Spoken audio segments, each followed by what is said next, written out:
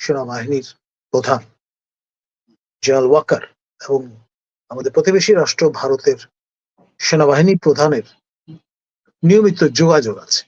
5 অগাস্টের আগে থেকেই এবং পরেও এবং এখন টিল টুডে এখন পর্যন্ত সেনাবাহিনীর আমাদের জনগণের করের টাকায় কেনা বিমানে করে সেনা হেফাজতে সাবেক প্রধানমন্ত্রীকে ভারতের একটি বিমান ঘাঁটিতে পৌঁছে দিয়ে আসা হয়েছে।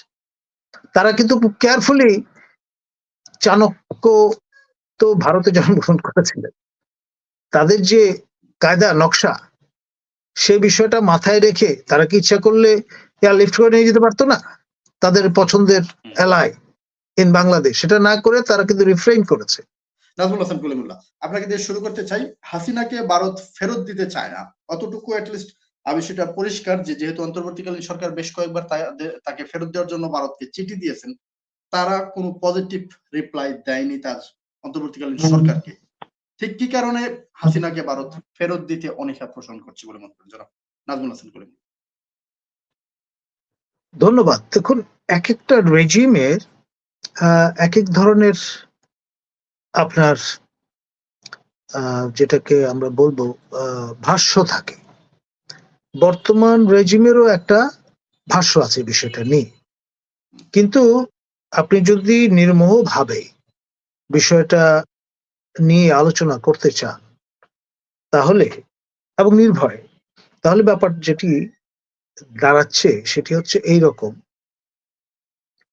আপনি নিশ্চয়ই ইতিমধ্যে বা আমরা এখানে যারা উপস্থিত আছি ভার্চুয়ালি সবাই জানি, এবং যারা দেখছেন শুনছেন তারাও জানেন যে 5 অগাস্টের আগে থেকেই এবং পরেও এবং এখন টিল টুডে এখন পর্যন্ত আমাদের দেশপ্রেমিক সেনাবাহিনীর প্রধান জেনারেল ওয়াকার এবং আমাদের প্রতিবেশী রাষ্ট্র ভারতের সেনাবাহিনী প্রধানের নিয়মিত যোগাযোগ আছে, ছিল এবং সম্ভবত ভবিষ্যতেও থাকবে।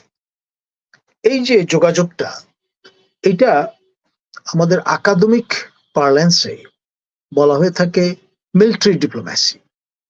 একটা হচ্ছে সিভিল ডিপ্লোম্যাসি, যেটা ক্যারিয়ার ডিপ্লোম্যাটরা করে থাকেন, আর সেনাবাহিনী টু সেনাবাহিনী যেই সংযোগটা সেটা মিলিটারি ডিপ্লোম্যাসি পরিচিত।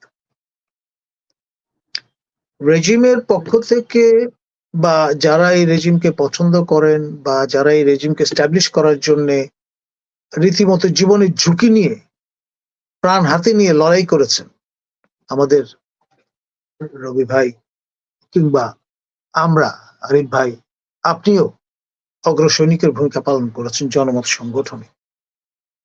আমরা যেভাবেই দেখি না কেন, আপনার ফ্রম এ থার্ড আই বিষয়টা কিন্তু অন্যরকম। আপনার আমাদের সেনাবাহিনীর আমাদের জনগণের করের টাকায় কেনা বিমানে করে সেনা হেফাজতে সাবেক প্রধানমন্ত্রীকে ভারতের একটি বিমান ঘাঁটিতে পৌঁছে দিয়ে আসা হয়েছে। দেওয়ার পরে আমাদের সেই এয়ারক্রাফট এবং ক্রু সবাই সশরীরে নিরাপদে দেশে প্রত্যাবর্তন করেছে। এটা কি বার্তা দেয়?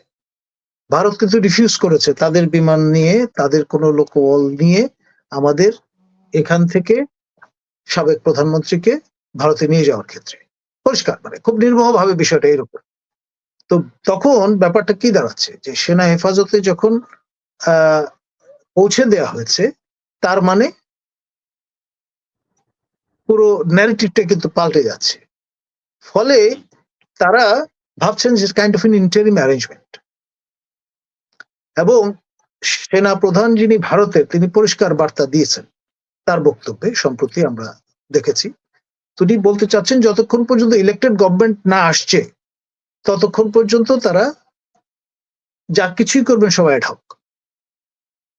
আপনার যেটাকে স্থায়ী কোনো আন্ডারস্ট্যান্ডিং কোনো বিষয় তারা যাবেন না। তার মানে মিলিটারি ল্যাঙ্গুয়েজে, মিলিটারি ডিপ্লোম্যাটিক টার্মসে তারা আপনার ক্যাপ্টেন অ্যাভেন্স একটা পলিসিতে আছে। তো ফলে এই কারণেই তারা কিন্তু সাবেক প্রধানমন্ত্রীকে আমাদের কাছে প্রত্যার্পণ করছেন না। তবে এখানে একটা বিষয় আছে, আপনি যদি বলেন যে আমাকে যে ইফ আমি যদি প্রফেসর ইউনূসের জায়গায় থাকতাম তাহলে আমি কি করতাম, আমি ভিন্ন একটা অ্যারেঞ্জমেন্টে যেতাম। আমাদের সর্বোচ্চ যে জুডিশিয়াল যে অর্গানটা আছে আমাদের সুপ্রিম কোর্ট যদি রিকোয়েস্ট করে, রায় দেয় এবং সেটি ডিসপ্যাচ করে ভারতের সুপ্রিম কোর্টকে, কোর্ট টু কোর্ট, তখন কিন্তু পুরো বল গেমটাই চেঞ্জ হয়ে যাবে। এখন ইন্টারন্যাশনাল যে আপনার নর্মস, একটি কোর্ট যদি আরেকটি কোর্টকে রিকোয়েস্ট করে, কোন রকমের বার্তা প্রদান করে, তখন তারা তাদের যে নর্ম সেই অনুযায়ী রেসপন্ড করে থাকেন। এবং সেইভাবে যদি হতো তাহলে আপনার এই বিষয়টা এত জটিল হতো বলে আমি মনে করি না।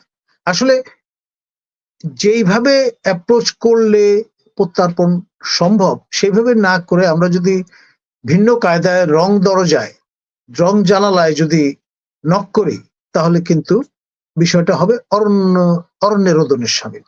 ধন্যবাদ। জি, আমি আরেকটু আপনার কাছে আসি এই বিষয়টা নিয়ে, যে সেনা প্রধানের বিষয়টা আপনার আলোচনায় আপনি বলেছিলেন, ভারতীয় মিডিয়ায় যে বিষয়টা আসছে, বাংলাদেশের সেনাবাহিনী চায় না শেখ হাসিনা বাংলাদেশে আসুক, যেহেতু সেনাবাহিনীর সহযোগিতায় হাসিনাকে ভারতে পাঠানো হয়েছে এবং বাংলাদেশের সেনা প্রধান যেহেতু ভারতের সেনা প্রধানের সঙ্গে একটা যোগাযোগ মেনটেন করতেছেন, তো এখানে ভারতের মিডিয়ার সংবাদটা আসলে কতটুকু সত্য যে সেনাবাহিনী চাচ্ছে না হাসিনা বাংলাদেশে আসুক বা হাসিনাকে বাংলাদেশে ফেরত পাঠাক?